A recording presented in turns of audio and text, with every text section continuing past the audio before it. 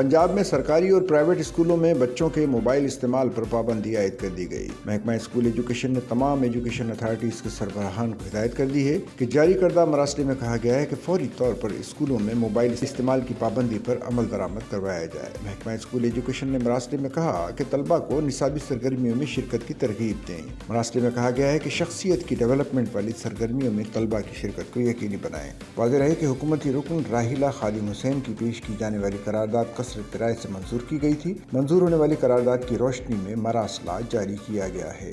Sachal news network की videos में खुश आमदेद। नाजरीन, वीडियो से मुतालिक अपनी कीमती राय का इजहार कमेंट बॉक्स में ज़रूर करें और चैनल को सब्सक्राइब करें।